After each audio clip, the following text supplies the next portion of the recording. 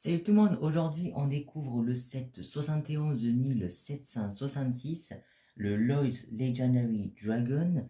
Il est donc sorti le 1er janvier 2022 et il comporte 747 pièces pour la somme de 64,99€ depuis l'inflation. Ce set est compris avec 4 mini-figurines, mais malheureusement rien de très intéressant. Comme première figurine, il s'agit de Lloyd qui n'est clairement pas exclusif à ce set, puisqu'il apparaît dans 3 autres sets de la gamme Evo. Cela n'empêche que la figurine est vraiment très jolie et c'est normal de l'avoir dans ce set puisque c'est son dragon. Pour Nia, on se retrouve plus ou moins dans la même situation, puisqu'elle apparaît également dans 2 autres sets de la gamme, et sinon elle est elle aussi assez jolie, mais voilà, pas grand chose de plus à dire. Pour finir, on nous fournit 2 serpents différents, mais communs à tous les sets, donc ces deux-là pourront compléter éventuellement votre armée, mais voilà, rien de plus, hein, ils sont vraiment strictement pareils, si ce n'est au niveau des armes un peu différentes. Ils viennent également accompagnés d'une petite arbalète qui est plutôt sympa, mais je ne vois pas vraiment ce qu'elle pourra faire contre notre dragon. Notre dragon, eh bien, le voici, et la première chose qu'on peut remarquer, c'est qu'il est quand même plutôt grand. Il mesure, d'après le site de Lego, cela peut du coup varier un petit peu, mais apparemment, du coup, il mesure 47 cm de long, donc du bout de la tête jusqu'au bout de sa queue quand elle est complètement tendue.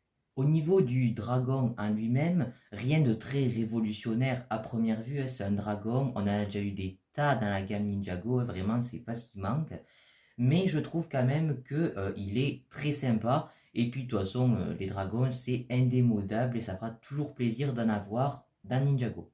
Au niveau du schéma de couleur, en revanche, lui, il est assez unique puisque c'est la première fois qu'on voit un dragon vraiment de cette couleur, avec du coup le dessus vert normal puisque c'est un dragon à Lloyd.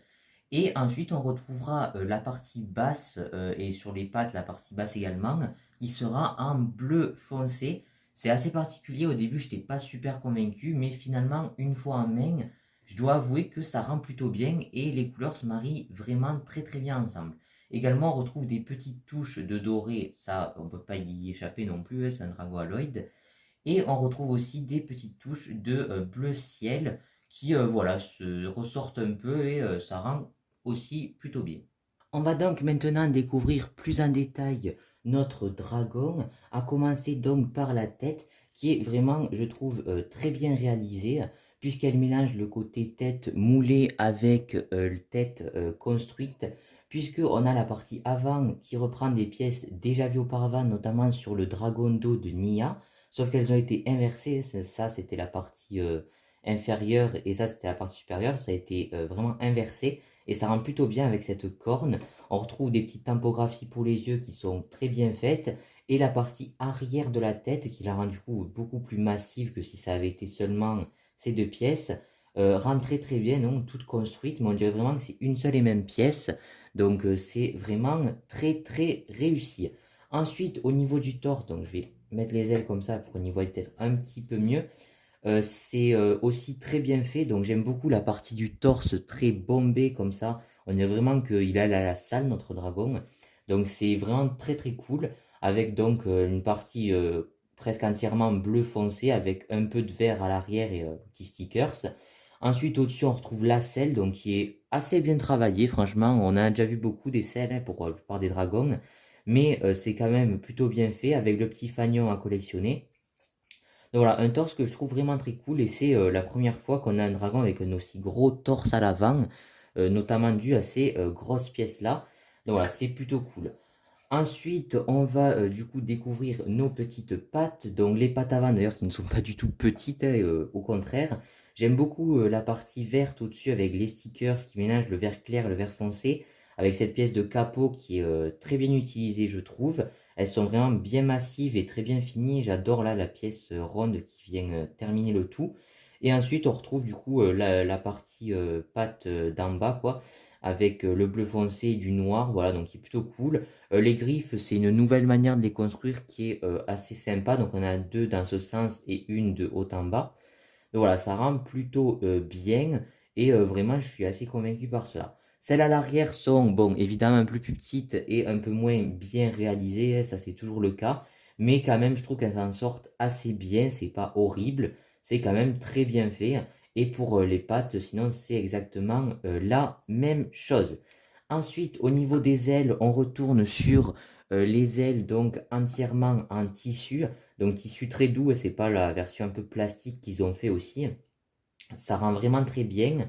Enfin, le design est magnifique, j'aime beaucoup avec le bleu du coup et les différentes teintes de vert. En dessous, c'est entièrement bleu, hein, pas de motif ni rien. Et les ailes ont un mécanisme puisque du coup, comme vous l'avez vu tout à l'heure, hein, on peut les laisser fermer comme ça, même si elles ne sont pas entièrement, ou les ouvrir complètement. Bon, le fanion gêne un peu, voilà.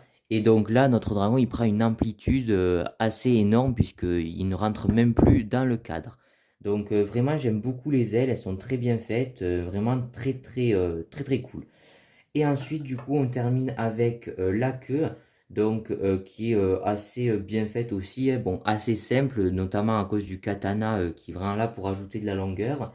Sinon, voilà, c'est assez sympa, voilà, mais pas grand-chose à dire de plus non plus là-dessus. Au niveau des articulations, bon, on va commencer par la queue, donc elle est articulée partout, hein, comme la plupart des queues de dragon. Ensuite, pour les pattes, donc elles sont sur rotule à cran ici et sur rotule libre juste là, donc les griffes sont aussi un petit peu articulées. Les pattes avant, elles sont sur des grandes rotules, donc la grosse rotule avec double rotule en dessous. Donc voilà, plutôt cool, on peut... Ah bon, ok, bon, elles sont assez fragiles, hein, mais on peut quand même un peu les relever et tourner sur le côté, mais voilà, du coup, elles s'arrachent assez facilement, je l'avais même pas remarqué. Et ensuite, pour les pattes, c'est la même chose. Et pour la tête, donc pas d'articulation au torse comme on a pu le voir sur certains dragons. Pour la tête, donc on a le petit cou qui est articulé aussi. Et la tête, sinon, elle aussi, elle est sur une rotule libre, mais elle est quand même assez vite bloquée.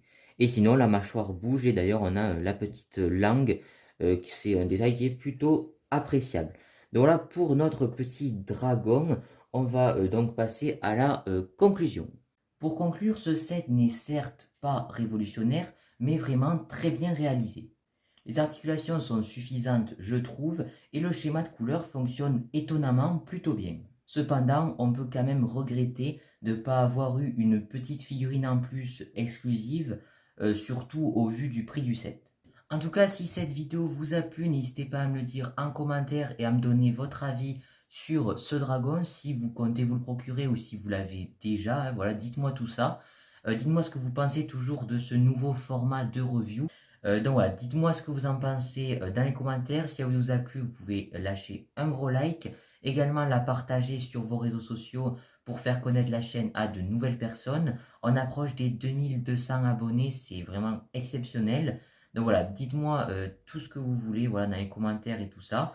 Vous pouvez également aller me suivre sur Instagram et TikTok. Et moi sur ce, bien, je vous dis à plus pour de prochaines vidéos. Ciao tout le monde.